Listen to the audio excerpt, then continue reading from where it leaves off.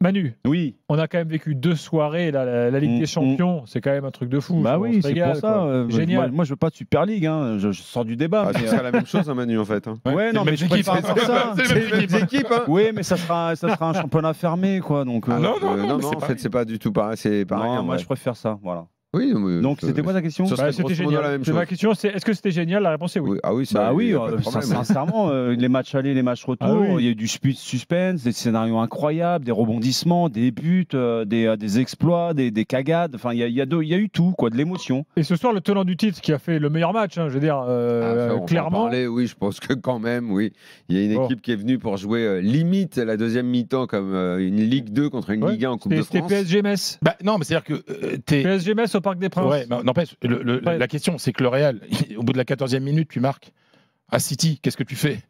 Non, c'est pas ça le raisonnement.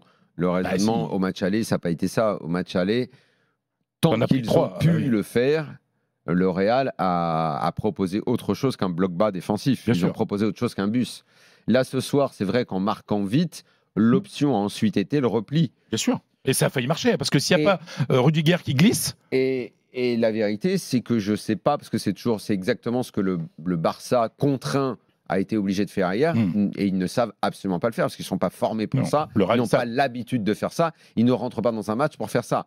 Là, la question est-ce que le Real, à un moment, dans la préparation de ce match, s'est dit, sachant qu'en plus l'année dernière, on avait pris une valise, est-ce que l'option qu'on ne verra pas le ballon et qu'on va se replier, qu'on va jouer bloc bas, c'est une option à prendre en compte, et est-ce qu'on la travaille, ou en tout cas, est-ce qu'on en parle? Je pense qu'un mec comme Carlo Ancelotti a forcément évoqué ce truc-là et s'est dit, beaucoup plus que le Barça, nous, on a des joueurs capables de défendre. Rudiger, il aime la baston. Carvajal, il aime la baston. Il à la ramasse. Nacho, il aime la baston. Il est capable de défendre bas, à défaut de défendre haut. Carvajal, il termine avec des crampes, mais il est capable d'aller à la baston aussi. Il faut réconforter un homme. Un ami, un confrère, un collègue. Il en a perdu 2 ce soir. L'Angleterre a disparu. L'Angleterre a disparu. L'Angleterre a disparu. L'Angleterre a disparu. C'est une île, ça enlève le bouchon et c'est une île, ça coule. Julien Laurence, bonsoir. Là, on a salut Gilbert, salut à tous. On a retiré le bouchon de la baignoire là. Non, c'est des vrais amis ça. Bon, cela dit, là. Pense à Polo qui est en train de rêver d'une finale 100% allemande. Ouais. Là, c'est toute la cruauté du football pour City, là. Ouais, bien sûr. Je peux vous dire qu'au stade, sur le penalty de Rudiger, la clim, elle est descendue très vite. Hein. Un match où, finalement, ça ressemble un petit peu au City d'avant le titre de la saison dernière. Ce City qui, on l'avait souvent dit, souvent dominé comme ça, que Guardiola invente quelques trucs ou pas, et qui, au final, parfois, manquait un peu du côté un peu expérience, savoir-faire, un peu vicieux parfois. Et ce soir, là, ça n'a pas été ça le défaut.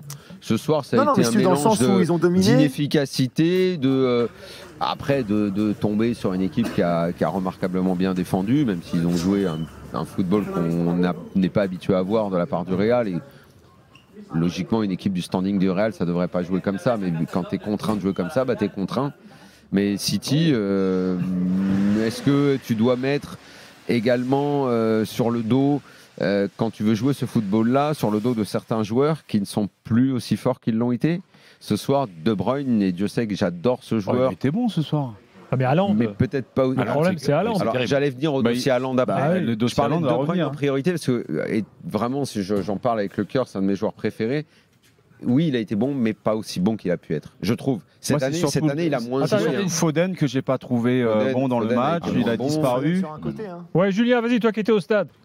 Non, mais pour rejoindre ce que dit Manu, Foden sur un côté, on en a parlé des millions de fois. À un moment, c'est plus possible, quoi. Parce que tu l'utilises pas comme tu devrais, il n'est pas aussi efficace qu'il devrait, il n'est pas aussi bon qu'il le devrait. Pour le talent qu'il a, c'est un des problèmes de Guardiola. Bon, Julien, dans cette position. Il est bien meilleur dans l'axe. Non, mais pas dans ce genre de match-là.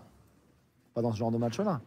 Et sur De Bruyne, je trouve peut-être un tout petit peu dur parce qu'il y a quand même des très bonnes choses. Ah oui, en première période. Non, mais je suis un peu braqué sur son occasion. Pour lui, pour un mec de ce niveau, c'est vrai que cette occasion me fait un peu mal au cœur parce que d'abord c'est la balle de victoire et pour lui ça me semble tellement facile que la faillite là du match aller-retour d'ailleurs, c'est Haaland. Ah oui. C'est normalement censé être le mec qui te fait la. Et ce soir, c'est Nacho qui est sur lui. C'est même pas Rudiger, c'est Nacho. Nacho qui est quand même vraiment fin de carrière. Tant qu'à faire, ils ont sacrifié un mec qui sait quand même encore défendre. Ils ont dit, de toute façon, toi, tu vas pas nous apporter grand-chose, occupe-toi de lui. Et lui, il est important normalement dans le rôle de pivot, de fixation. Et c'est vrai qu'en plus, mais globalement cette année, corrigez-moi si je me trompe, toi Manu qui suit beaucoup la première ligue, entre le Haaland de l'année dernière qui était candidat au Ballon d'Or et celui de cette année, il y a un monde. Il a beaucoup moins d'efficacité, on le trouve beaucoup moins. Ses partenaires arrivent beaucoup plus de mal à le trouver dans la surface de réparation. Mais je trouve qu'en fait, il est très fébrile dans les duels. Par son gabarit, il devrait imposer un duel défenseurs centraux. Et je trouve qu'il se fait souvent battre dans les duels. Il n'est pas ce point de fixation que City adore quand ils font le siège de la défense adverse, en fait. Vu du stade, Haaland, Julien ? Ce soir, c'est compliqué. Hein. Sa première passe à la 37e minute. Pendant 37 minutes, il est sur le terrain sans faire une passe. Je ne sais pas si on se rend bien compte à ce moment-là. Est-ce que le jeu l'avantage beaucoup ? Non, mais mais c'est compliqué parce que effectivement, quand tu joues comme ça contre une équipe qui joue aussi si bas, il a finalement très peu d'espace, il a rien. Donc, mais quand même, Daniel, une passe après 37 minutes, il fait 2 passes en première période. Non, mais surtout qu'il y a une stat qu'a donné Stéphane Guy qui commentait le match. À peu près à un quart d'heure de la fin, il dit. À un quart d'heure de la fin, avant la prolongue, il dit il y a eu 70 ballons touchés par City dans la surface du Real, contre 8 ballons du Real dans la surface de City. Il faudrait voir combien de ces 70 ballons a touché Haaland, en fait. Pas beaucoup, il a eu la tête sur la barre, il a fait quelques... je pense qu'il en a dû en toucher une dizaine. Mais quand je vois en comparaison sur les peu de ballons qu'ont eu Madrid dans la surface de réparation et que je vois comment ils l'ont exploité, que ce soit Vinicius ou Rodrigo, ils n'ont pas eu beaucoup de choses à se mettre sous la dent. Mais ils ont été plus dangereux sur les rares occasions qu'ils ont eues que Haaland sur l'intégralité du match. Oui, après c'est logique. Il touche le ballon 9 fois dans la surface. Un jeu de contre-attaque. 9 fois, tu vois, 9 fois. C'est rien. Contre un jeu de position où Haaland effectivement a été étouffé, quoi. On va parler d'Arsenal dans quelques minutes, mais quand même là, petite mise en perspective, Julien, là, le fait que les Anglais disparaissent, tu penses que ça va être pris comment là chez toi? Mal, je pense. Après, est-ce que la course au titre incroyable qui se joue entre City, Liverpool et Arsenal, tu vois, non, mais à un moment, c'est ce que les Anglais disent. Alors, je pense pas qu'ils vont se trouver d'excuses, mais tu as une telle intensité dans le championnat que finalement, que les 3 soient éliminés, parce que Liverpool demain, à part un miracle à Bergame, je vois pas comment ils pourraient remonter le 3-0 du match aller. Tu vas perdre tes 3 meilleures équipes de la saison, qui sont largement au-dessus des autres en plus. T'es 3 dans la course au titre encore actuelle, il n'y a que 2 points qui les séparent en ce moment, là, à l'heure actuelle. Peut-être parce qu'il y a ça aussi, peut-être parce que tu fatigues, parce que ta saison en championnat a été tellement intense, tellement disputée, tellement... Peut-être c'était un petit peu les problèmes d'avant aussi, d'avant la domination anglaise dans un sens en Coupe d'Europe, je sais pas. Ce serait intéressant de voir, je sais pas si... Je sais pas, Julien, sincèrement, dans la mesure où City ce soir doit gagner 100 fois le match. Ils ont tout pour gagner le match et en fait ils perdent au pénalty alors que face à une équipe qui n'a fait que défendre quasiment pendant tout le match. Manu, depuis 2017 et l'arrivée de Guardiola en Ligue des Champions, combien de matchs tu mets sur une feuille de papier avec à côté la mention City devait gagner? Quasiment tous les matchs en Ligue des Champions. Et l'autre, la colonne, ils ont gagné parce qu'ils devaient gagner.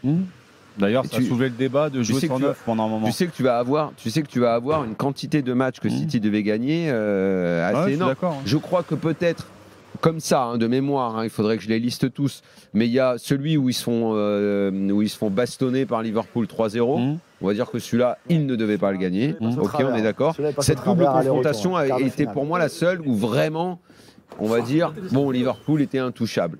Mais les autres, moi j'ai tout le temps eu l'impression que... ils devaient gagner. Ils dominent. Non, puis il y a autre chose aussi, Julien. Non, Monaco, les effectifs de ces clubs-là anglais. Il dit Monaco la première saison. Le Monaco 2017. Ouais, bah tu dis quoi de ce match-là? Sur le match retour, ils perdent 3-1, il n'y a pas photo, quoi. Ouais, et le match aller, il y a 5-2. Il y a Lyon, il y a Lyon aussi. À Lyon, ils doivent le gagner 1000 fois. Une courte pause. Lyon, ils doivent le gagner 1000 fois. Tottenham, ils doivent gagner 1000 fois. La plupart, c'est comme ça. Courte pause. Analyse des matchs de Ligue des Champions du soir. Et Farouk est avec nous, 32-16, supporter du Real. Salut Farouk. Salut à tous. Salut Farouk. Bon, Farouk, est-ce que tu as l'habitude de voir ton équipe comme ça subir, se recroqueviller derrière? Alors, si tu veux le voir positivement, on peut dire que les grands joueurs du Real, eux, défendent tous. Bah après, si tu veux, déjà, si tu regardes le match aller, on avait fait un meilleur match en termes de jeu. Maintenant, face à City, en jouant chez eux, on savait qu'on n'allait pas avoir le ballon. Donc, il y a une chose que vous n'avez pas notée, c'est comme inédit dans l'histoire du Real, arrive à ce niveau-là sans un attaquant. C'est la première fois qu'on arrive à ce niveau-là sans un numéro 9, et c'est quand même assez hallucinant le travail que fait Carlo. Maintenant, sur le match, bon, il était difficile de faire du jeu face à une équipe qui a vraiment le monopole du ballon. Maintenant, je trouve que moi, Guardiola nous a beaucoup aidé, parce qu'avec une équipe comme City, avoir autant de milieux et pas jouer avec 2 attaquants, parce que je pense que City avait largement la place de jouer avec 2 attaquants pour pouvoir peut-être revenir et tuer le match. Après, concernant le Real, non. 2 attaquants, je vois pas bien ce que ça aurait changé avec le nombre de joueurs offensifs qu'ils ont alignés à un moment, avec les milieux offensifs. Bernardo Silva, Foden. Ouais, mais ils étaient tous au milieu, tu vois, il y avait personne en pointe. Enfin, il n'y avait pas 2 attaquants pour gêner vraiment la défense. Ils étaient plutôt sur la ligne du milieu ou sur les côtés. Mais si tu veux, Haaland, il était tout seul. Donc, en tout cas, moi, il jouait tellement haut que je vois pas ce que ça aurait apporté, à vrai dire. Mais tu peux aussi jouer avec 2 attaquants. Mais bon, bref, après ça, c'est un autre débat. Non, mais écoute, moi, je suis très content parce que la seule équipe qui pouvait battre City à ce niveau-là de la compétition, c'était le Real. On a fait le job. Maintenant, est-ce que j'étais content que le Real joue ainsi? Non, c'est pas dans notre ADN. Maintenant, quand tu joues face à un jeu comme tu as de City, c'est très difficile de proposer du jeu. Moi, je pense qu'on aurait pu mieux faire en termes de jeu. Maintenant, on verra à l'avenir comment les choses vont se dérouler, quoi. Je suis d'accord avec toi, Farouk, mais que retient l'histoire? Que le Real Madrid s'est qualifié pour la demi-finale de la Ligue des Champions en mettant 4 buts au Manchester City de Pep Guardiola. Puisque le Real a marqué 4 buts face à... Personne ne l'a fait, hein, je veux dire. Voilà, sur 2 matchs, 4 buts sur 2 matchs. Voilà. Donc, et d'ailleurs, on est la seule équipe à battre City à la maison, il me semble, non? Tu m'as sorti une statistique. Vas-y, Julien. Mais Crystal Palace, ils ont marqué plus de buts à l'Etihad que Real Madrid. Ça veut dire que Crystal Palace, que le Real Madrid. Non, mais je veux dire, c'est pas 0-0-0-0. C'est vrai que je sais pas trop pourquoi ça vous a beauté de dire ça, en fait. C'est-à-dire, une équipe ultra défensive, qui met 4 buts à City. On est la seule City. équipe espagnole arrivée en demi-finale. C'est tout. Dans un championnat qui va pas bien. On avait un balotage. C'est pas 0-0-0-0, c'est 3-3-1. Non, mais il faut pas se défendre. Il faut pas se défendre d'avoir été. Vous avez été ce soir, à savoir de défendre le cul dans sa surface. Quand tu peux pas faire autrement, eh ben tu fais pas autrement. Tu essaies de te qualifier avec les bouts qui te restent. Après, n'ayez pas honte que ce soit pas glorieux, c'est pas un problème. L'important, vous êtes en demi. Le Real, c'est une équipe qui aime la win. Ils ont la win. Voilà. Carlo, il sait de toute façon monter une équipe pour gagner et pour faire. Quand t'as pas des 1000 et des 100, bah, tu fais avec moins. Et parce que le Real finit le match avec Lucas Vazquez. Comme a dit l'auditeur, cette année, très bizarrement, vous avez à la fois une équipe très forte sur certains postes et faible sur d'autres, avec pas mal de blessés. Bon, bah écoute, le Real. Il n'y a pas Courtois. Comme je le dis souvent, il y a Militao qui joue 5 minutes. Je dis souvent, c'est une équipe qui a une telle personnalité. C'est une équipe qui a une telle personnalité que moi, ça m'épate toujours. Je joue avec Carvajal, que tout le monde donne cramé depuis 5 ans. Ça fait 10 ans qu'on dit qu'il est cramé. Le mec, il est tout le temps là, il donne tout. Rudiger. Il y a encore 5 ans, je me souviens quand il était à Chelsea, il y a des gens qui le donnaient comme pire défenseur de la PL, limite. Nacho, c'est toujours le remplaçant du remplaçant. En plus, il fait une mauvaise saison. Il est là, il fait son max. Modric, il a 52 ans. Non, Modric, coup de vieux quand même. Bah oui, coup de Dieu. Même quand il rentre, c'est compliqué. À la 72e et tout, il fait ce qu'il peut. Ouais, mais ça n'a pas été génial. Et le seul espoir, c'est de donner un bon ballon sur Vinicius pour qu'il place une accélération et qu'il trouve éventuellement un appui sur Rodrigo. Et leur but, honnêtement, Bellingham, qui est la star de l'équipe, le décalage qu'il fait, le débordement, le centre, la finition. Julien a raison, le contrôle de départ de Bellingham. Je veux dire, au niveau du spectacle, c'est pas pareil de faire 0-0, 0-0 que de faire 3-3-1. Excuse-moi, on a vu des buts. La semaine dernière, on a vu un match exceptionnel. On a vu un match absolument incroyable la semaine dernière. Mais ce soir, il est très intéressant. Il est super, moi j'adore ce match. Il est très intéressant aussi. Que techniquement, c'était quand même du très haut niveau. Le Real me semble nettement en dessous de City, mais ils ont gagné. Voilà. Bien sûr qu'ils sont en dessous. Ils ont éliminé, évidemment. On préfère. Je que le Real, ils étaient menés 3-2 s'il n'y a pas cette frappe extraordinaire de Valverde pour égaliser. C'est pas du tout la même attitude qu'à le Real. Non, parce que le Real, ils égalisent là-bas et au bout de 14 minutes, ils marquent un but à City. Automatiquement, ça t'oblige à jouer comme ça face à une équipe aussi bonne et aussi offensive. Qu'est-ce que Guardiola aurait pu faire de différent ou de plus? Moi, je l'ai dit pendant le match, moi je voulais Doku dès le départ. Parce que Doku a une capacité de perforation et d'élimination qui pour moi est assez rare à ce niveau de compétition, au très haut niveau. Parce que Grealish, je trouve qu'il fait toujours les mêmes schémas. C'est prévisible à chaque fois. Il va fixer, c'est un joueur de fixation. C'est pas un joueur qui élimine. Donc face à une défense regroupée, j'aurais bien aimé de voir ça. Et j'aurais pas voulu, et je voulais pas voir Foden sur le côté. Je voulais le voir dans l'axe, moi. Foden, comment tu faisais par rapport à De Bruyne? Tu aurais pu mettre Silva côté droit. Il a souvent évolué côté droit. Et mettre Foden à sa place. Voilà. Moi, l'histoire de Doku, je comprends ce que tu veux dire. Néanmoins, d'abord, jusque-là, dans les gros matchs, il fait plutôt Doku et encore un remplaçant. Et après, son idée de, à force que l'équipe recule, je mets Doku plus tard dans le match. Peut-être, alors je te suivrais si tu avais dit il est rentré peut-être trop tard. Mais que ce mec-là, qui a une telle faculté de percussion, rentre sur une défense fatiguée, moi, quand je l'ai vu arriver, je me dis, bon, bah là... Je pense que sur le côté, ça va être du beurre. Donc l'idée de le faire rentrer un peu plus tard sur une défense fatiguée, je la comprends.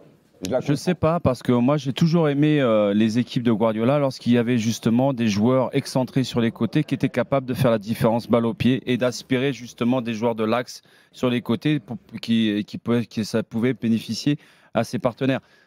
Je suis désolé, mais Silva n'est pas un dribbleur, et même si c'est un dribbleur, c'est pas un joueur qui va éliminer sur le côté et déborder et se faire des centres ou quoi que ce soit. Grealish, c'est pareil. Donc, il a quasiment plus ces joueurs-là sur les côtés. Et je trouve que Foden, il peut jouer sur le côté gauche, il n'y a pas de souci. Mais il est quand même bien meilleur et il est beaucoup plus utile à City lorsqu'il joue dans l'axe. Julien, d'accord avec Manu globalement là? Ouais, bien sûr, sur Foden, on en a déjà parlé encore une fois tout à l'heure, j'en avais touché un mot aussi sur sur le reste. Et Guardiola veut pas de toute façon de Bruyne et de Foden en 10, les deux, donc c'est comme ça. Sur Doku, je pense qu'il aurait dû rentrer plus tôt. Après, dans le jeu de position de Guardiola aujourd'hui, Doku, c'est pas ce qu'il recherche. Il recherche plus un joueur comme Grealish. Moi, ce qui m'a un petit peu gêné dans le jeu de position ce soir, c'est que le jeu de position, par définition, te permet de trouver un joueur qui est seul. Et le problème, c'est que souvent, c'était Akanji ce soir. Et une des limites, en tout cas, du jeu de position de Guardiola, c'est que si ton joueur qui est seul, que tu trouves dans des bonnes positions, et un joueur qui techniquement est un peu inférieur aux autres, et ben tout l'avantage que tu as de ce jeu de position parfaitement huilé, exceptionnel, où tu arrives à trouver ces décalages pour ton joueur qui est seul, si ça tombe sur Akanji, bah derrière, forcément, en termes de productivité, de ce que tu vas pouvoir apporter, c'est moins bon, parce que techniquement, c'est pas De Bruyne, c'est pas Foden, c'est pas Bernardo Silva. Et je trouve que malheureusement, ce soir, c'est un peu trop souvent tombé sur Akanji et que ça n'a pas pu faire les différences que finalement le jeu de City aurait dû faire. Et c'est ça un petit peu qui est dommage. Après, oui, Foden passe un petit peu au travers, surtout en première période. Mais après, ils ont assez d'occasions pour l'emporter quand même. On est d'accord. Oui, bien sûr. Parce qu'on peut toujours débattre d'un tel joueur là, un tel joueur là. Ça reste que des très bons joueurs. Et leur insuffisance, pour ceux que tu as cités, c'est pas uniquement dû à ça non plus, quoi. Ouais, Julien, sur les tirs au but. Non, c'est clair. Ouais, juste sincèrement au stade. Et là, encore une fois, pour revenir sur ce que Farouk disait, Fred aussi, la sérénité du Real avant les tirs au but. Alors que c'est pas une équipe de tirs au but. C'est pas comme s'ils avaient gagné 12 000 Ligue des Champions au tir au but. C'était assez incroyable à voir. Et on était pas très loin derrière le banc et tout. Et en fait, tu sentais très bien, même avec Lunin dans les buts. Excuse-moi, Fred, je veux que tu réhabilites officiellement ce soir devant tout le monde Vladimir Ilitch Lunin. Alors, ce que je veux dire, c'est extraordinaire. Ça fait 19 ans que le Real Madrid ne jouait pas une prolongation tu l'as fracassé, Lunin, tu nous expliques qu'il était nul, qu'il était moins bon que Kepa, c'est pas moi. Courtois. Bien sûr, on t'a entendu. Jamais dit qu'il était moins bon que tout le monde, que Gaëtan Huard. Non, qui était moins bon que Courtois, qui était moins bon que Kepa. Non, c'est pas moi. C'est-à-dire que Courtois, le meilleur gardien du monde, se blesse, le Real ne fait pas confiance à Lounine, va chercher Kepa. Au bout de quelques matchs, ils se rendent compte que Lounine est meilleur que Kepa. Voilà, donc, mais Lounine, c'est sans aucun doute la révélation de cette saison. Il a la tête d'Ivan Drago. Le mec, il a pris un niveau là. Alors, il n'est pas exceptionnel, mais sur les tirs au but, après, il travaille. Il est meilleur que Donnarumma. Comment je sais pas, ouais. Bah oui. Mais vous avez vu, est-ce que vous avez vu ce qui s'est passé? Est-ce que vous avez vu ce qui s'est passé dès qu'il y a eu la fin du temps additionnel, la fin de la prolongation? Il a couru vers le banc, aller voir Luis Lopez, le préparateur des gardiens, aller regarder tous les tireurs. C'est normal. C'est normal. Non, mais je veux dire, le truc, c'est que le mec avait préparé le truc. Encore heureux, j'allais dire. Non, mais je veux dire, il a été très bon. Après, il a été très bon. Et surtout, il y a eu ce que fait Bernardo Silva, c'est incroyable, quoi. Par contre, Ederson qui tire, Julien. Il a bien tiré. Hein. Oui, il a bien tiré, mais enfin bon. On dit qu'il est bon au pied. Mais il y a une réflexion que j'aimerais bien vous soumettre, Julien et à vous tous, parce que comme tu as dit, la sérénité qu'habitait le Real au moment des pénaux. Oui, on parle de la technique, la tactique, mais à ce niveau-là, les deux matchs qu'on a vus là, le Arsenal-Bayern dont on va parler, le match d'hier soir, et Manu, tu l'as vu de très près. C'est une expression qui est beaucoup utilisée en Italie par les entraîneurs. Je crois que Carlo Ancelotti l'utilise beaucoup, cette expression. Il dit, pour être performant à ce niveau-là, il faut beaucoup de personnalité. Alors là-dedans, j'imagine qu'il y a l'aspect mental, et c'est vrai, je veux dire, des fois, il n'y a que des bons joueurs dans ces équipes-là. Il y a des bons joueurs partout. Alors tu dis, oui, mais lui, il est peut-être un peu meilleur que lui. Tu fais des débats interminables sur, oui, mais lui, il est mieux que lui et tout. Mais si tu te souviens, oui, mais lui, tu vois, il avait fait un méga bon match ce jour-là. Donc, bon, il n'y a que des grands coachs. On est d'accord. Ancelotti face à Guardiola, Tuchel d'un côté face à Arteta, qui est un coach en devenir super fort. Hier, Luis Enrique contre Xabi, machin. Tu prends le match d'hier soir, Xabi, il pète un câble complet. Donc ça joue aussi sur la façon dont émotionnellement le Barça a géré ce match-là. Il laisse tomber ses joueurs, Xabi, hier soir. Voilà. Là, ce soir, Carlo, tu sais le calme qu'il dégage et la sérénité qu'il est capable de donner à une équipe. Voilà. Et ça, je trouve qu'on ne dit pas assez que derrière les intentions de jeu qu'ont certaines équipes, tout ce qui est confiance au jour J, quand tu arrives avec les événements, l'état de forme, tout ça, ça compte, mais je pense largement autant que la tactique que tu vas mettre en place. Le poids de l'histoire du club. La preuve, la preuve, Nacho, je vous jure, cette saison, c'est dur. Et ce soir, il fait un bon match face à Lens. Et après, il met le tir au but. Sur la longueur d'un championnat, c'est autre chose. Non, c'est la fin. Il va sûrement arrêter sa carrière à la fin de saison l'année prochaine. Oui, renouveler la performance, mais sur le moment. être bon tous les dimanches. Et le tir au but, c'est Lucas Vazquez. La parole à Manu. Non, mais je suis d'accord, il a fait un bon match, il n'y a pas de souci, Nacho, mais c'est comme Rudiger. Ce genre de match, c'est fait pour les défenseurs. Exactement. Oui, ça aussi. Et quand tu ces défenseurs-là, ils sont encore mieux. Ils sont dans leur propre surface de réparation, ils ont deux lignes devant eux. Voilà. Pour eux, ils défendent. Mais ils mettent les tirs au but aussi. C'est-à-dire parce que Daniel parlait de la personnalité. Oui, bien sûr. Lucas Vazquez, la façon dont il va au péno, tu sens que c'est bien accroché. Je termine un petit truc. Et Lucas Vazquez, il avait marqué le premier tir au but avec Zizou lors de la première Ligue des Champions de Zizou en 2016 face à l'Atlético, où il a fait tourner la balle comme un ballon de basket sur son doigt.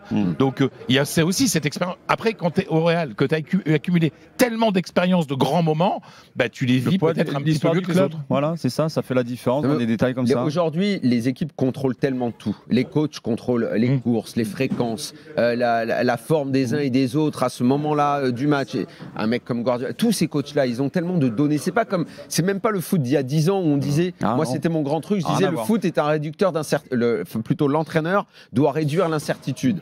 Oui, c'est vrai, mais aujourd'hui, ils en gagnent tellement des tranches de certitude dans toute la prépa physique qu'au final, ça se joue à des choses qui sont la personnalité, le mental. Hier, le match d'hier soir, c'est ça. Combien de fois le PSG s'est déchiré parce que justement, il n'avait pas de personnalité. Après le premier but, le PSG ne s'écroule pas. Il n'avait pas de personnalité. Et dès le début de cette saison, on a dit un truc est en train de se passer dans cette équipe. Il a ça. Merci Fredo. Bon, on est en demi, hein.